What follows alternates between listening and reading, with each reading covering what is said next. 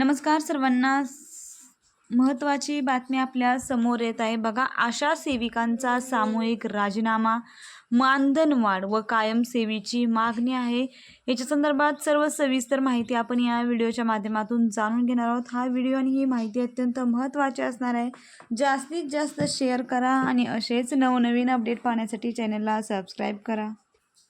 तर बघा, पुढारीमध्ये आलेली न्यूज आहे. आशा सेविका व गटप्रवर्तकाचा सामूहिक राजीनामा देण्याचा सरकारला इशारा. शासनाकडे मानधन वाढ व कायमसेवीची मागणी.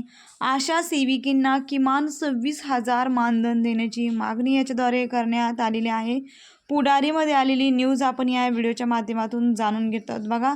आशा सेविका व गटप्रवर्तकांच्या प्रलंबित मागण्या तातडीने पूर्ण कराव्यात, अन्यथा वाशिम जिल्ह्यातील सर्व आशा, ग्राम आरोग्य, पोषण, पाणी पुरवठा व स्वच्छता समितीच्या सचिव पदाचा सामूहिक राजीनामा देण्याचा इशारा संघटनेच्या पदाधिकाऱ्यांनी दिलेला आहे.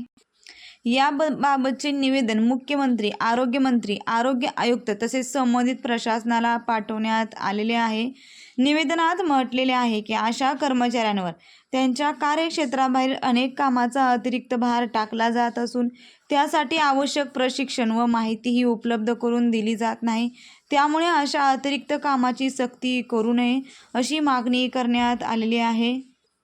तसेच 10 वर्षापेक्षा अधिक काळ सेवा बजावणाऱ्या गटप्रवर्तकांना कायम सेवेत सामावून घेऊन त्यांना कर्मचाऱ्यांचा दर्जा द्यावा अशी मागणीही करण्यात आलेली आहे. किमान वेतन कायद्यानुसार आशा सेविकांना दरमहा 26,000 तर गटप्रवर्तकांना 34,000 मानधन शासनाने मंजूर करावे अशी प्रमुख मागणी निवेदनातून करण्यात आलेली आहे.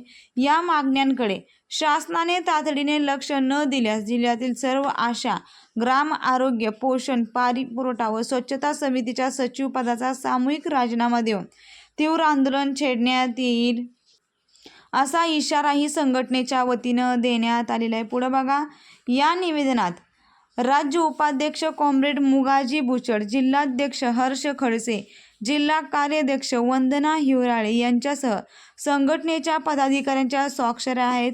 निवेदनाच्या प्रती मुख्यमंत्री, आरोग्यमंत्री, आरोग्य आयुक्त, जिल्हा आरोग्य अधिकारी, पोलीस अधीक्षक व संबंधित प्रशासनाला पाठवण्यात आलेली आहे.